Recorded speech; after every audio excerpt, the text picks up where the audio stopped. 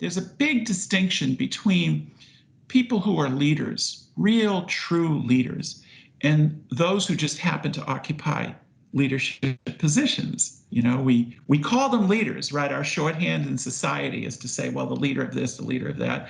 And I tried to, I always fail at this, but I tried to treat it as a more aspirational, more almost sacred term, leader, right?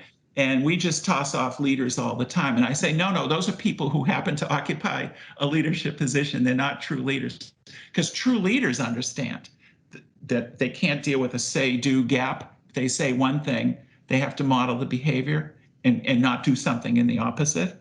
So they need to see the totality of communication. The hypocrisy will be readily transparent. Welcome to another episode of the Greencastle Podcast. I'm your host, Jonathan Kleck. With us today, Dr. Jessica McWade, former Navy commander, former deputy press secretary for the city of Boston, vice president of corporate communications with a bunch of big companies. She has forgotten more about leadership than I'll probably ever know.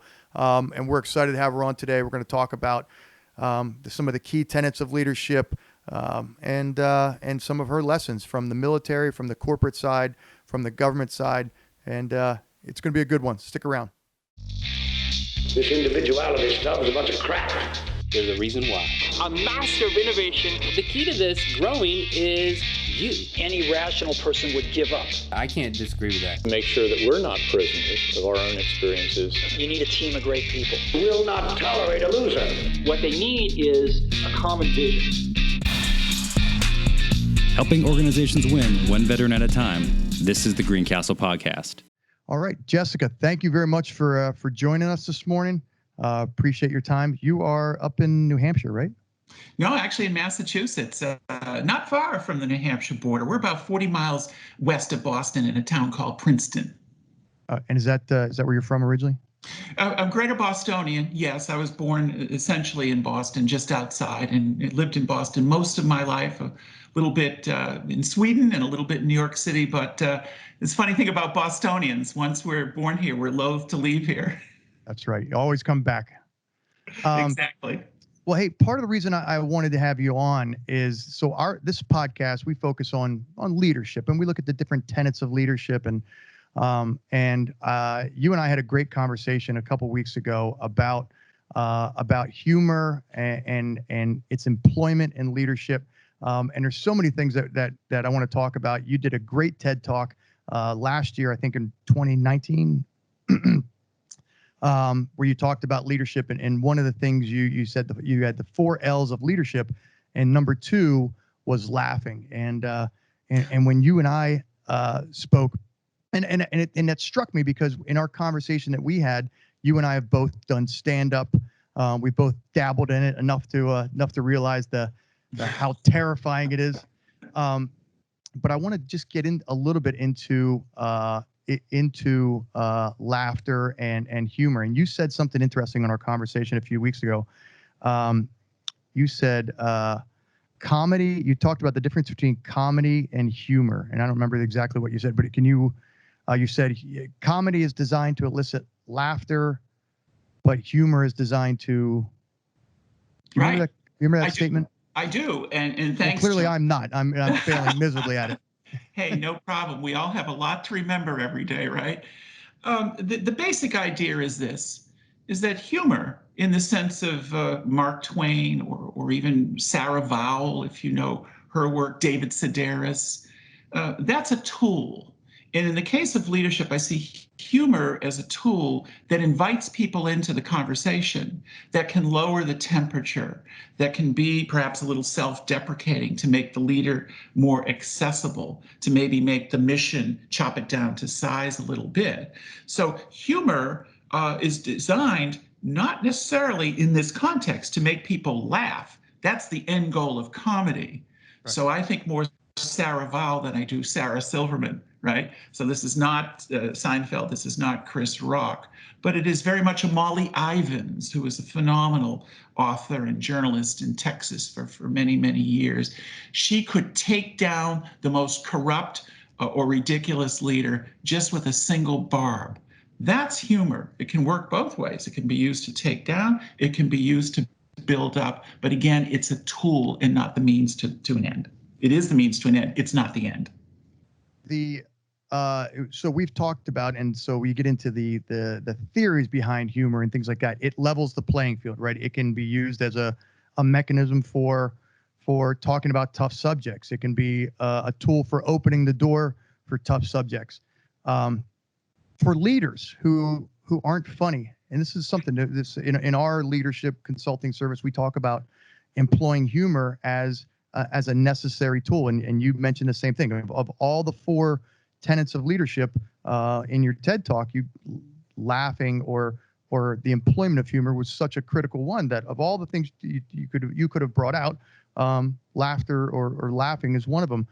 For leaders that aren't naturally funny, how do you encourage a leader to try and test his waters, or test his or her waters in employing humor? Yeah, well, that's the real challenge, isn't it? If you are not funny in most leadership positions, don't try to be. Because you'll usually find that out the hard way, right? Yeah, better, I guess, to find it out on stage at the club versus in front of 1,000 people who work for you. The problem is you need perspective, and you need to listen to others, because as with all things in life, some people think they're better at certain things than they actually are. So you have more than one tool in this so-called toolkit. Humor can be a tool, but not if you don't know how to use it. If you don't know how to use it, can't use it well, then you're going to cross that authenticity line. And we toss around this notion of authentic leadership a great deal. It means many different things to many people, but it has to start with being yourself, because otherwise people are going to be able to see through it, and that hurts your credibility. So if you can't do it, maybe you practice a little bit, but a lot of this is just, a lot of humor is just either you have it or you don't. Then find other tools. It's interesting you said maybe trying it on stage. I think you probably agree that one of the great tools for developing your sense of humor, or developing your ability to be self-deprecating, is doing an improv class, or actually getting up and trying it on stage. You and I both talked about the nerves and all of the other things that come with getting up and getting up and trying stand up.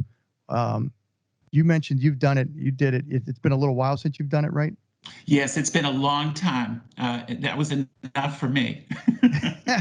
enough to realize that this is leave it to the pros, or right. Just it's insanely nerve-wracking how you get up there. But I think, and I'd be curious to hear your thoughts. I think for people who want to employ humor as leaders, one of the great, and it's sort of ironic that you would say the safe places to try it is in front of a bunch of strangers on an open mic comedy night, because the worst that can happen is you can get crickets. I mean, I suppose, I don't know, maybe on the south side of Boston, you might get a couple tomatoes thrown at you. But they can throw something at you, yeah. Yeah. But you brought that up, is one of the great safe places to try out your hand in humor is on stage, and that's something that I think good leadership advisors and mentors would encourage other leaders to do, is to get up and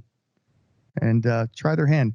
Write a couple jokes. Not? Right, John? Why not? I mean, part of our responsibility as people who are in leadership positions, or we're developing others in leadership positions, is to find a comfort level with experimentation, and to be confident enough in yourself, and maybe humble enough at the same time, to realize, hey, I won't know until I try. I won't get better until I'm aware of what I need to do to get better. So why not do something like that, or its equivalents? Because that way you'll find, and it's better to find out in that context, as you say, in front of a group of strangers than elsewhere. And so much of this comes down to one of the central tenets of leadership, at least in my book, and that's emotional intelligence. Emotional intelligence starts with self-awareness. I mean, it can be described in many ways and has been: self-awareness, self-management, and then social awareness and social management. But it all starts with self-awareness. And one of the things that blinds so many of us as leaders is the lack of emotional intelligence, and also the denial about the lack of it. You look at surveys, I've seen them, you probably have too, where the very people who need the work on emotional intelligence the most think they need it the least. Yes. Actually, that's pretty humorous. But it's the kind of impediment we have to deal with all the time in this business, because they know better. They got it, that's done. When in fact, the development of emotional intelligence, and particularly self-awareness, for instance, to know whether you are humorous or not, is never done. It's an unending task we'll take to our grave, because we can never achieve perfection. But it's the pursuit of it, the recognition that, boy, I need to be more self-aware, because when I enter a room or when I say something, I completely change the calculus, sometimes for better, sometimes for worse. It's interesting that you bring that up, because I listened to I watched your TED Talk, and in that you talked about and I feel like this is sort of where the conversation's going. You talked about you did the 4 L's, and we'll bring up a link to that, to your TED Talk. But one of the other key tenets of leadership was losing, the ability to have lost. And you mentioned that, and this is sort of what you're going to about that. The great irony of leaders perhaps who need development the most are those who think they don't need it the most. Those are the ones who blame their poor performance of their organization on it's just that, I don't have good workers, or it's just the environment. It's some sort of external environment, right? And it's constantly looking outside rather than the ability to look inside and be introspective. And that requires that self-awareness. But you talked about, and I want to bring it back. I want to go into a little bit more into the self-awareness. But what you just talked about was one of those things in your TED Talk where you talked about losing, and hubris being one of the factors that, I mean, your competition hopes you have hubris. They hope you believe that your shit doesn't stink, and that nobody can catch you or beat you in the market, right? And you brought up an interesting point about, and I think I wrote it down. It said hubris and arrogance on the battlefield. That's what has cost a lot of lives, and that good leaders look for other folks who have failed, because it demonstrates that they have taken risks and they're self-aware enough to be able to reflect on that and grow from that. Can you talk a little bit about losing, and about how hubris prevents us or precludes us from the ability to grow through loss? Well, yes, and so much of the leadership act, the practice of leadership, is balancing. And here we balance confidence on the one hand with humility on the other hand. And just as humor can leaven things, so doesn't loss. So doesn't loss. Napoleon is supposed to have said, we know how all these things go down through history, that show me the general who has actually lost once. Now, he didn't want losing generals, right, but he wanted one who had learned from the previous mistakes and wouldn't let it happen again. And there's a certain brilliance in that. I mean, after all, despite all of our sort of societal, and especially in the American myth, of our notion that we never lose and we never fail, and therefore we're not willing to have the conversations about loss and failure, which actually make us all better as citizens, as people, as leaders, is such a deficiency. I mean, the scientific method itself is based on failure, right? Right. Everything we've achieved in terms of innovation and technology and science for centuries was, let's try this. Oh, it worked here, it didn't work there. Let's take the next step. Total failure. What did we learn? And then you iterate, you communicate, and you build, and over time you achieve great things. If you block that off if the confidence meter is so far to the point of arrogance and hubris, then you're deaf to that conversation. And as you know far better than I do on a battlefield or anywhere else, boy, there's nothing more than you want as the person on the other side or the nation on the other side thinking they've got this in the bag. This is all set. We'll be home by lunchtime. Constantly learning. And it's hard when you're the top dog, whether it be a nation as great as the United States, or whether it be companies that used to sit on the Fortune 50, Fortune 10. Not many of them there anymore from 10, 20, 30 years ago. It's a constant regeneration. And part of it is understanding failure. The best football coaches understand it. Absolutely the best NFL coaches like Bill Belichick, who I know is not everyone's cup of tea, to say the least, but There we go. There we go. I knew it. Who? Patriots? Well, by the way, we're about to get our due for the next 5 or 10 years. We'll see. Belichick, he seems to have some tricks up his sleeve, no matter who he's. But he knows how to learn from loss, and he knows how to take advantage of the other side not learning from loss. Jessica, we are a Philly-based podcast. We're very familiar with his ability to win and learn from his mistakes and bounce back. Yeah, but you got us once there. You got us once. Once, I like that. That's a great leadership attribute, focusing on the positive and the one win, not the multiple losses at the hands of Belichick. Yeah. You bring up an interesting point, and I want to delve into that a little bit about that idea of experimentation and being so right. Innovation is at the heart of innovation is the ability to experiment and to accept some calculated failure, not just willy-nilly, just go out and see what happens and hope for the best, but calculated failure. When you are a leader in today's, in a lot, I think you've run into the same thing. A lot of leaders go, well, that's all fine and well in a textbook, but I have to answer to shareholders, and I have to see positive growth, and I have to, my quarterly reports have to show growth, and it doesn't matter what, at the end of the day, the people, the board that I answer to, they don't care that I tried it and it was a failure and that I'm learning from it. They care that we see positive growth. How do you balance that in today's market? It's one of the toughest balancing acts, isn't it? For most of the post-war period in this country and elsewhere around the world, we got increasingly myopic on measuring things in business in terms of quarterly statements.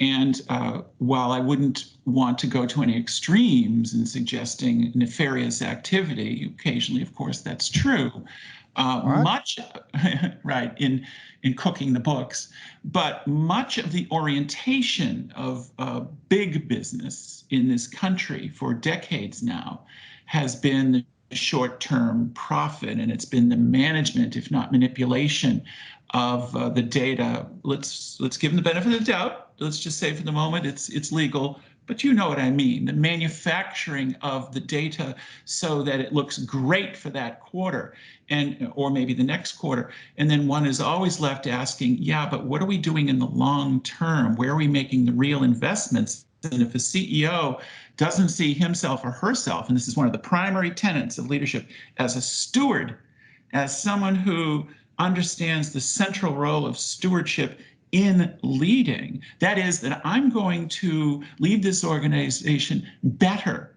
in better condition defined by X, Y, and Z than I found it. Well, that's hard when we're just pressing for the next couple of quarters and then I'm going to retire anyway.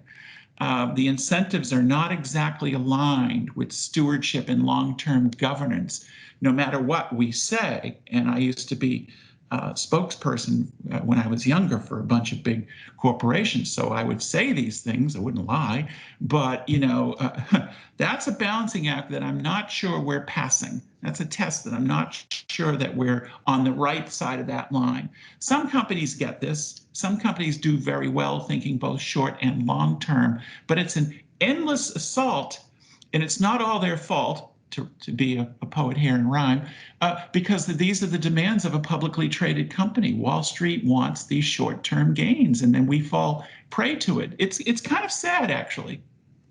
So would you say that it's probably a softball question, but then communication about where you're going, you're an interesting person to answer this question too, because I know you were the deputy press secretary for the mayor of Boston at one point, and you've been in the PR side for a long time.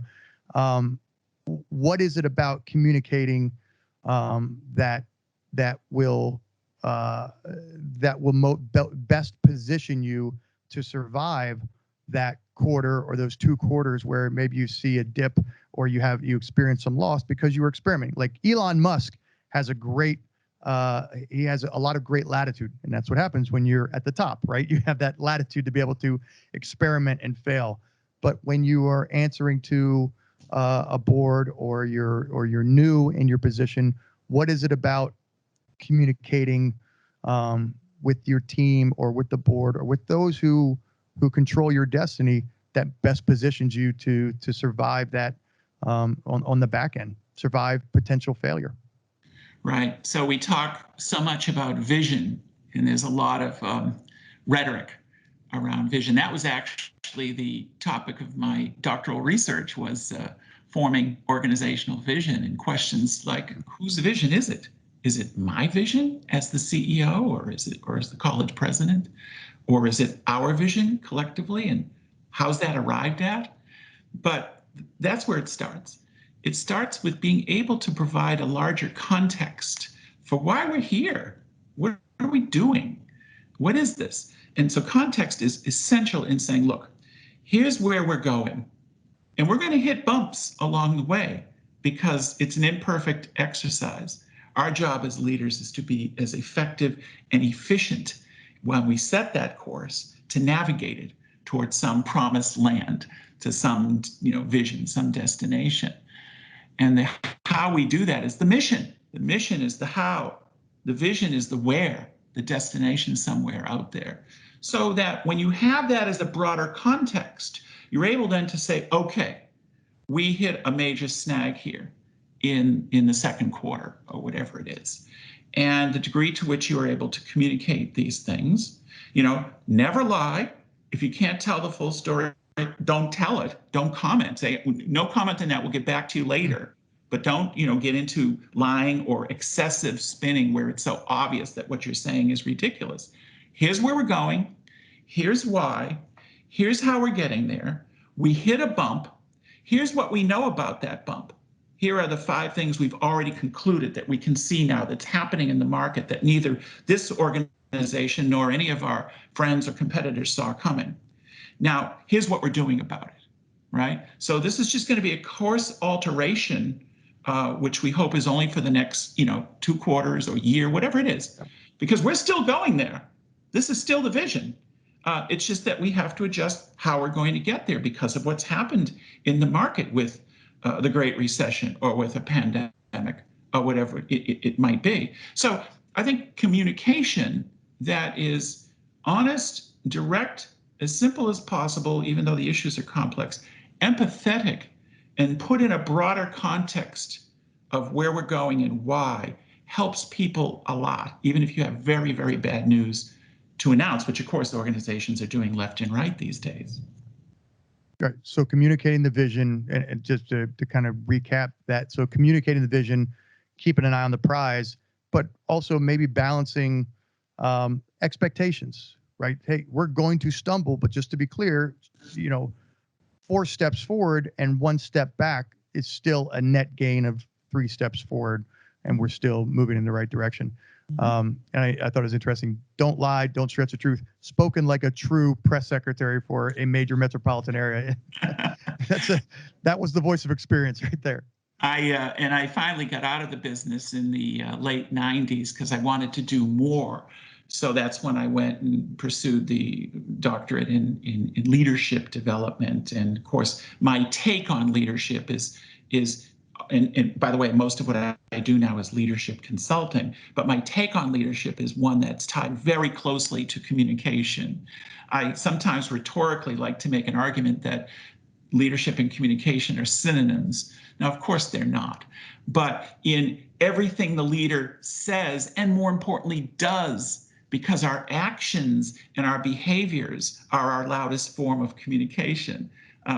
All of it is communication. What I say, what I don't say, what I do and what I don't do. It's a classic 2x2. That's all communication. And when leaders start to realize that, oh, communication is more than just what I say, no kidding. It's how I say it. It's when I say it. It's how I brought you into the saying and the listening of it and the listening to you. It's the decisions we together make and how those are communicated. All of that is leadership communication. And it's one of the many things that separate from me what I've been saying for a long, long time. There's a big distinction between people who are leaders, real, true leaders, and those who just happen to occupy leadership positions. We call them leaders, right? Our shorthand in society is to say, well, the leader of this, the leader of that. And I tried to, I always fail at this, but I tried to treat it as a more aspirational, more almost sacred term, leader, right?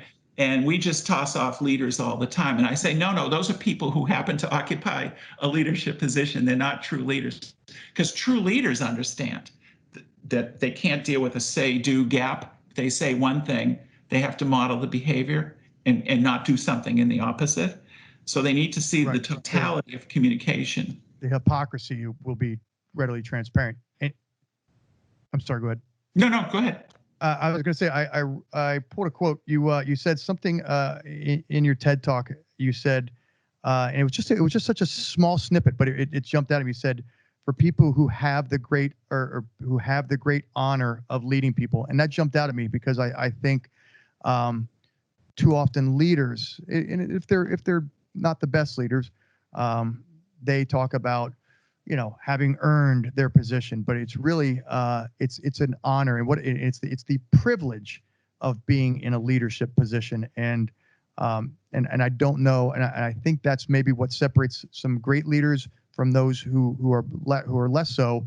And I heard somebody say one time, when you ask a leader who does he or she work for, their answer speaks volumes about their mindset and servant leadership, but their perspective on the great privilege and honor of leading. And if they say I work for, XYZ corporation, or I work for the board, that there's nothing wrong with that. But if they say, well, I work for my team, or I work for the people, or if I'm the CEO, I work for my clients and my team, it speaks volumes about their mindset, not just as a servant leader, but in recognizing the great privilege it is to be the one creating and steering the team towards the vision.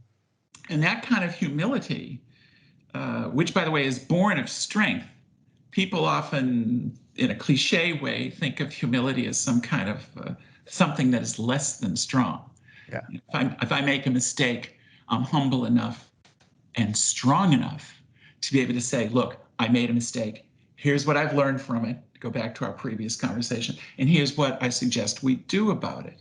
So what you just said is really rooted deeply in this competition between confidence and humility. And those in leadership positions, almost Wizard of Oz like, who think they need to huff and puff to look confident and tough, when in fact it makes them look weaker. It's that expression of humility that I'm serving you, or I'm serving a common interest that we all share. That is the real strength. But that's a tough lesson for a lot of people to learn. You get all kinds of people. And, you get some that are suffering from the so-called imposter syndrome, where one might say that basket of qualities around humility has overwhelmed that set of qualities around confidence. And then you've got people who go right to the highest reaches of the Dunning-Kruger effect, where their combination of arrogance and ignorance is stunning. They're so certain they're correct in everything. And of course, we need to move past imposter syndrome, but not get to the far reaches of Dunning-Kruger and be somewhere in the middle, where we know as an emotionally mature person how to balance both confidence and humility. And if you could just rattle off your list of the 5 leaders, the current leaders that you find demonstrate that lack of humility. I'm kidding. We don't go down that road. I'm kidding. I could, but I won't. Yeah, you don't want to go down that road. No. Yeah, because it's a list of a lot longer than 5. Yeah. But we can flip it a little bit and talk about some people who are doing good work out there, if that's okay. Yeah, with you. please. Well, let's start with just the COVID-19 situation. Jacinda Ardern, the Prime Minister of New Zealand, I think has been superb as a leader and as a communicator and one with empathy, but decisiveness and clarity. The president of Switzerland, and that's a Byzantine system of how you become president of Switzerland. Her name is Simonetta Sommaruga. And so too, like her counterpart in New Zealand, has been terrific. Angela Merkel in Germany has been terrific. The leaders in the Czech Republic, Portugal, Iceland, even Canada, have been doing pretty decent job through this hideous, horrendous chapter we're going through. But, they are people who are both leaders and happen to occupy a leadership position. But then I get most excited about people who we didn't know much about until this chapter. And yes, of course, they're all our frontline responders and all our healthcare workers. And there's a lot of that. And there's a lot we could talk about in the confusion between hero and leader and all the rest of it. But basically, all of that is good. But there's this woman named Alison Mclaren, who was just a freelance photographer in Denver, who took those early on striking images of the nurses standing in the sidewalk in Denver, blocking the cars. That was sort of in her expression, in her canvas. That was her leadership moment. There was a young woman in Kentucky, a college student, who, because of her studies, realized that people who were deaf or hard of hearing could not cope well with people who had masks on. So she and her mom invented a transparent device that goes in the mask right over here so that people who are deaf or hard of hearing could communicate, which was just an extraordinary thing for her to do. Or the doctor in Wuhan, the Chinese doctor Li Wenjiang, I think his name was, who was early on in December reporting to authorities that he felt there was a problem, that we had this virus that we needed to pay attention to. They arrested him. And after some pressure, they let him go. And he went right back to the front lines and he helped a lot of patients. He contracted the disease and passed away. So whether it's at the highest level of, there are 10 or 20 really great heads of state or heads of government who are doing a terrific job with COVID-19, but then there are thousands of these leadership lessons all over the world that are just so inspiring. So it's interesting because I think what we're talking about there is something else about leadership, and that's that it's not a position that is designated by the higher power, but it's a reflection of your actions, and anybody at any level can be the leader. But I want to come back real quick. You mentioned the Prime Minister, I believe, of New Zealand and the head of Switzerland. What is it what is it in there? Because I'll be honest, I don't know anything about the Prime Minister of New Zealand. What is it about them that when I said, pull out somebody out of your head who's demonstrating great leadership, what is it about them right now that stands out in your mind? Yes, thank you. Well, plenty. And what I'd like to do is align it a bit with the book that's on my reading list. I've not read yet. It's just out. But it's by Erik Larson, who's a best-selling author. And he writes about Churchill's first year in power during the Blitzkrieg and what he did and saw himself as a leader communicator. So this ties nicely back to what we were talking about a moment ago. What these heads of state and heads of government in COVID-19 did well. And of course, it started by jumping on the problem early on because of the exponentiality of the disease, is they communicated hard truths without sugarcoating. So what I'm doing here is I'm borrowing some of what Larson said directly and indirectly about Churchill during the first year of the Blitzkrieg and applying it more broadly to these leaders. They're able to translate the complexity of epidemiology and the pandemic into meaningful narrative, but it's also actionable narrative. What do you want me to do? How can I help? If you create the right tone, people will ask that question. They never held out false promise. They didn't create, false expectations. They always told the truth because they knew at the end of the day, really all they had was their own credibility. But despite the bleakness, they held out a light at the end of the tunnel. If we can do these things together, there's every chance that we can return to a better day. They had empathy. They showed people that in their body language, in their communication, in their deeds, that they sort of got it, what it's like to lose a job or to be struck by this illness or to lose a loved one to this illness.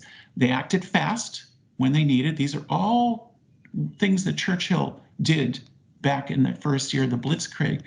And finally, they surrounded themselves with people who were fact-based and data-driven. And you know what? They had enough confidence and humility to recognize that there are plenty of people smarter than they are. Churchill knew that.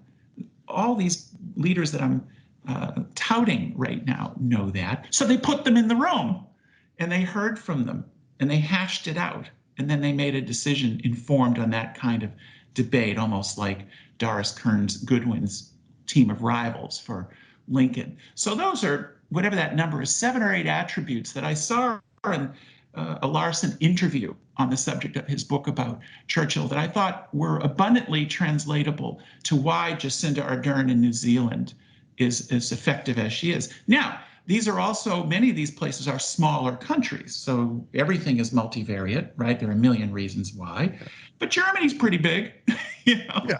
There are exceptions. So yeah, that's what I think they understand, that they're only as good as their word. You said they acted fast and they were data driven. One of the challenges in leadership then is you can surround yourself by, you can put 100 people in the room and there's going to be 100 different takes on the data, right? And you can say that the data is leading you this direction or data is leading you this direction. And you get a lot of advisors and, competing priorities and agendas, and take away the politics, just the data itself. You can still have a lot of disparities in how we perceive the data and what the data is telling us going forward. You said they acted fast. For leaders who struggle with, paralysis by analysis, constantly trying to get more information, how do you decide when you have enough information? Is it just a matter of confidence? Is it ability to have a risk tolerance? What is it that separates those from who struggle to act and just make a decision from those who make a decision and go with it? Yes, because we all know what it's like to drown in data. It's never ending. It's suffocating, and at some point it defies common sense. In answering your question, I want to just take a quick tangent to say that I always call for leaders who are, if you're a baseball fan, who are 5-tool players. So if you think in baseball terms of Willie Mays or Mickey Mantle, or today Mookie Betts or Mike Trout, they do 5 specific things. Well, for the leader, it starts with emotional intelligence. It goes to critical thinking and problem solving. It includes oral and written communication. But right at the top of that list, the third one is data. Comfort with data. I hope that my leader, whether they're a CEO or a general, colonel, whoever it might be, I hope that they have some comfort with data analysis, because when they don't, and if you do, you can sniff them out pretty quickly. And then they tend to avoid data because they fear it makes them look stupid, which is exactly what you don't want. If you have sufficient confidence, you could say, look, stop there, Lieutenant, stop there, Madam Vice President. Explain it to me. In that movie Margin Call, where Jeremy Irons played the CEO, he says, I'm sorry, just talk to me like I'm an idiot, because I am. So what you said there is interesting. It's not that you will look stupid. It's the fear of looking stupid. And would you agree then that looking stupid from having made a blunder or something is a matter of how you, as the leader, roll with it. You can sit there with egg on your face, or you can parlay that into a lesson that you can share with other folks. And is that just a reflection of confidence? And yeah. And I've done it myself. You probably have too. I've seen it done. You stand up in the meeting and you say, look, maybe I'm just speaking for myself, but I suspect I'm speaking for many of us in the room. What does that really mean? Because people will take a data point or a set of data points that may represent a correlation, and they'll act like it's causal. And this drives me crazy. And we don't bring people up to think of data analytically. We're getting better at it.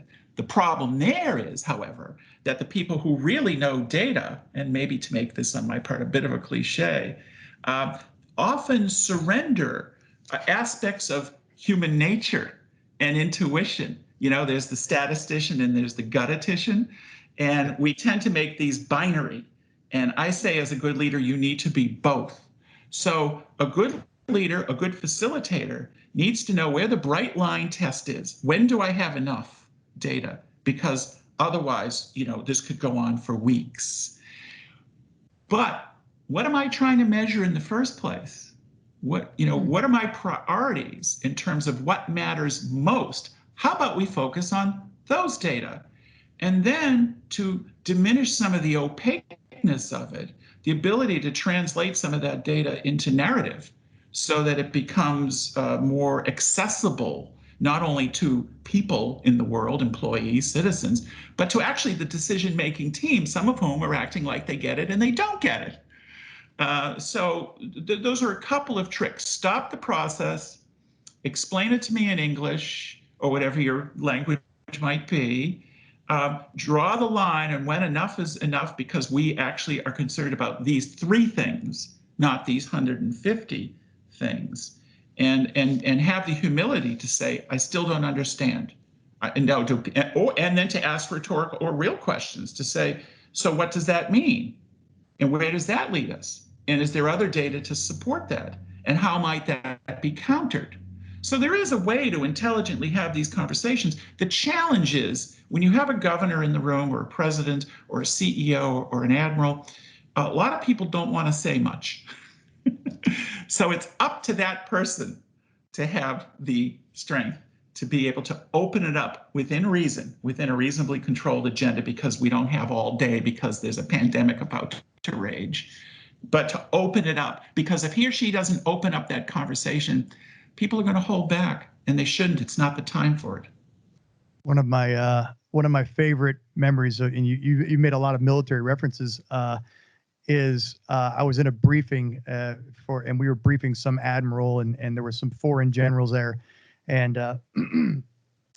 there was some mid-level, lieutenant, major, something like that, just some guy who had zero status in the briefing arena, and some other individual got up to brief, and he kept using all these acronyms and talking about these terms, and the admirals were just sitting there, and the generals, they were all these foreign heads of their respective components were nodding, and this one major or captain, maybe, he would stop and raise his hand and be like, I'm sorry, what this isn't, what does that acronym even mean? And you could see the admirals just kind of being like, yeah, and I thought, like being like, yeah, that's, I also had that question, but nobody wanted to acknowledge that they didn't have a damn clue what the hell was going on. They were briefing. I mean, this guy was using acronym every other word, and they were just nodding along going, oh, okay, that makes a lot of sense. And this one guy, I thought, what a great demonstration of, one, cojones to do that when he clearly is, and we know the formality of military briefing, but two, he didn't give a shit, and he didn't care. He felt like, if I'm going to be executing this operation, I need to know what's going on, and I need to know what the hell we're talking about.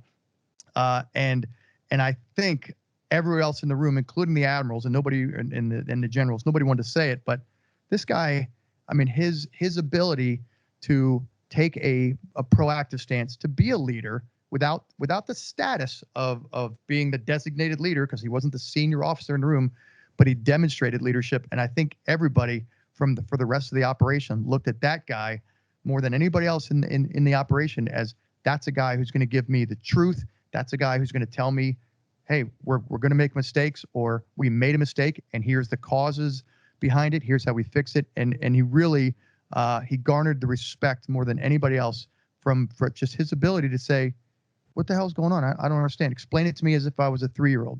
Yeah, well, it's a great story, and too bad we don't have more of that. David Epstein, in his book Range, calls that the outsider advantage. Now, that 0304 was not an outsider, but in some ways he was. And in this body of work called Action Learning, which is a whole thing we won't get into, but they do speak about the pizza delivery man. And they say that there's a team, in a corporation, and they're using action learning to wrestle with this terribly difficult problem. And of course, they order pizza. The pizza delivery guy comes in, he sees all the sheets taped up on the wall, and one thing leads to another. He says, well, why would you do any of that? It sounds pretty stupid. And of course, that got them off on the right track. And so it sometimes takes this resistance to insularity. One of the great challenges facing higher education these days is insularity and a longstanding defiance, not just resistance, defiance of learning from outside example. And now more than ever, boy, colleges and universities are going to have to borrow best practices from other industries and professions and chapters of history if they are to survive. But also the funny thing about higher ed is that you have brilliant people, obviously. I mean, world-class brilliance, but their brilliance is in a single or a set of domains that then sometimes has them think that they know everything about everything. And so that's another set of challenge in any system like that of shared governance. But I hear you. I was an admiral's aide for 2 years, and I would just privately laugh at when acronyms and initializations became not just the nouns, but the verbs. and your pizza delivery man, your major, or your captain there said, whoa, wait a minute, what's going on? And the reason people liked it is they were relieved. Right. And you bring up a point that the great leaders are judged by how they treat the lowest ranking person in the room, right? The how you treat the housekeeping staff at your hotel, not how you treat the admiral that you answer to, but how you treat everybody, right? Before we go, I want to talk a little bit about, because you have an interesting lens. You have the academic side with your doctorate, and you have the business experience and working in the government. But when you and I talked before, something that jumps out is, and it's in your TED Talk, the fourth L you talk about is living. And you really have an interesting part of your story where you were 15 years in the military. Is that right? Yes, it was largely as a reservist. I was doing it on the side with my corporate job. and we are a military-based organization. We're 100% veteran-owned and operated. So, and a lot of our audience is military, has ties to the military. But I really think it's interesting because for those that are in the military, you go, oh, well, you're 3/4 of the way to, if you're 15 years in, you're 3/4 of the way to retirement. You were a commander, is that right? Yes, I finished up as a commander. But yet you had competing priorities for your focus on your time. If I remember from our conversation, your kids were growing up, and you were subject to possibly being recalled and pulled away for a year. Can you talk a little bit about that decision? Because in your TED Talk, when you talk about living and still, having a life and bringing that life to your work, but also maybe balancing your commitment to your work with your commitment to what it is that, because long after we finish this thing we call a job, your family and your life will still be there, and the life that you built all those years while you're working will still be there, and that will be the thing that carries you off into the sunset. So I find it was just an interesting conversation, or point of our conversation, and I was wondering if you can just talk a little about how you came to that decision, and maybe some of the push-pull at 15 years in to give up 5 years before you're eligible for retirement.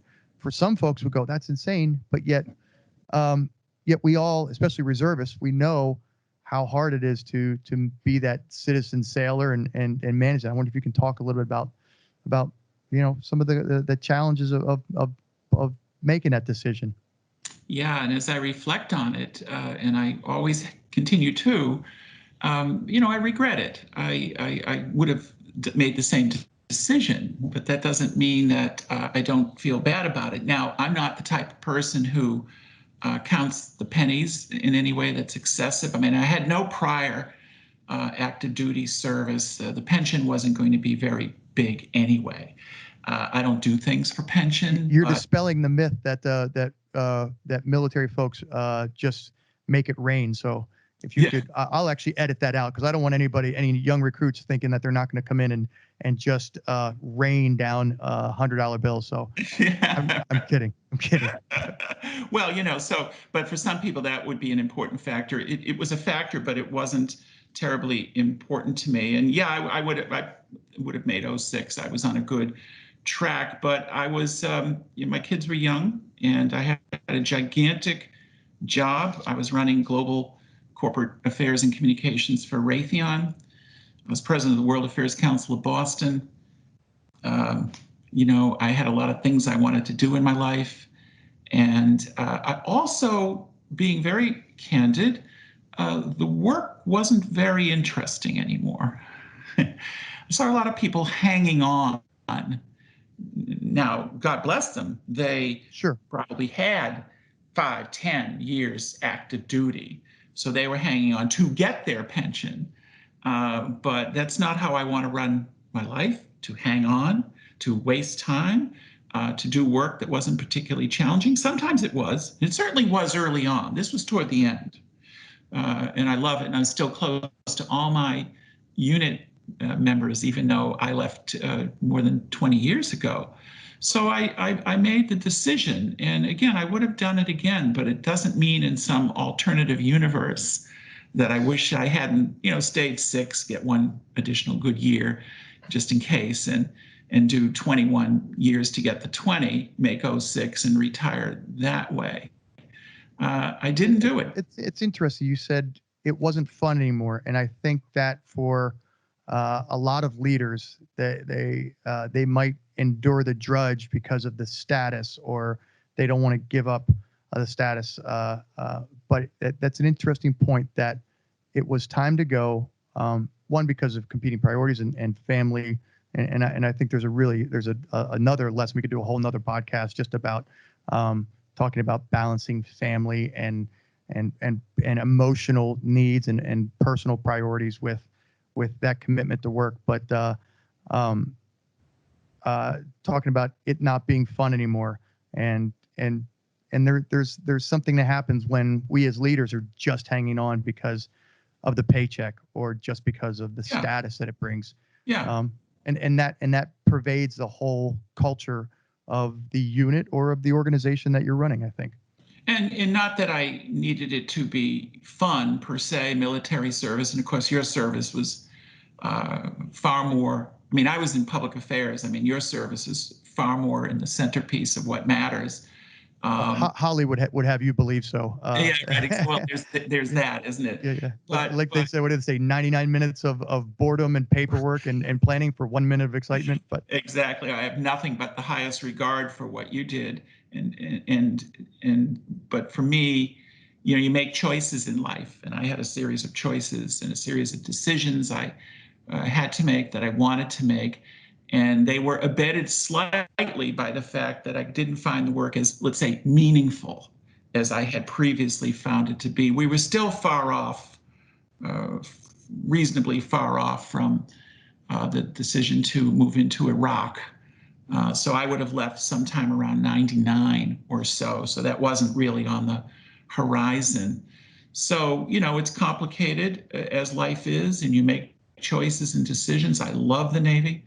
I have the greatest regard for military service and for our veterans. One of the things I got to do in my career, which was an odd Naval Reserve career, because I sailed much more in embassies than I did on ships, but I did a lot of work on all the 50th commemorative ceremonies for World War II. So I was able to do Anzio, and I was able to do Normandy and Pearl Harbor, and do a lot of those that were sort of, statesmanship and from the highest levels to, since I was in 03, 04, driving the car. But just to be with those veterans now, tomorrow being June 6th, in what are we at the 76th anniversary maybe of Normandy, and I was so taken by those veterans that I met on the 50th anniversary in Pearl Harbor, in Anzio in Rome, and I was at the VE Day commemorative in London too for the 50th. It brought tears to my eyes every single time. So I think wearing the sacred cloth of our country is among the highest callings. And another salute that I want to give to the military is that there just aren't many professions that expect that there's some degree of leadership education and training. We're in a world where if I'm very good at mechanical engineering, I'm some sort of genius, then I'm put in charge of 20 mechanical engineers. Well, how do you know? How do I know I'm any good at leadership? What training have I received? Or I was a good dentist. Now I'm in charge of a practice with 10 dentists. Who knew? You're promoting me because I know how to fill a cavity or create a beautiful thing coming out of mechanical engineering. But that doesn't mean I've been really tested as a leader in all the kinds of things we've been talking about. That bothers me, that the military is really the only one of the few entities in our world that values leadership as a practice unto itself and educates and trains us accordingly.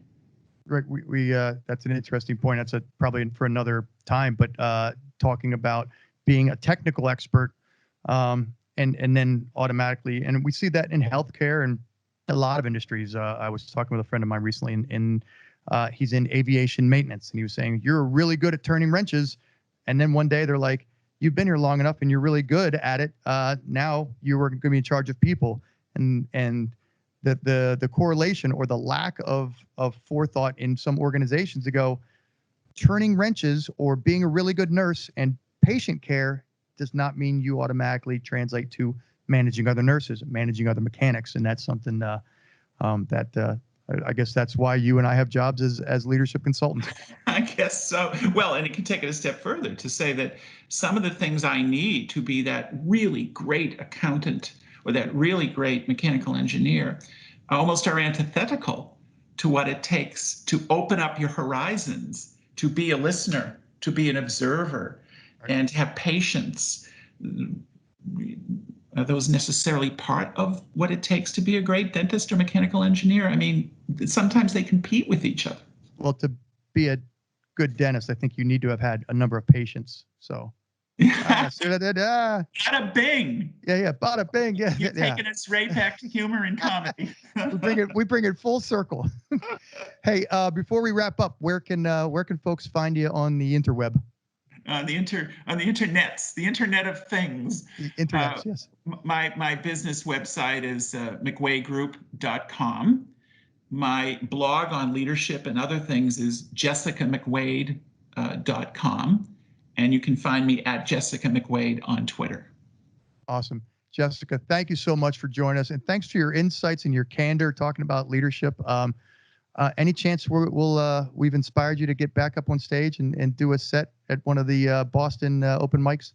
I've actually been thinking about it. You just read my mind. Yes. I love it. Yes, right. in part motivated by you, John.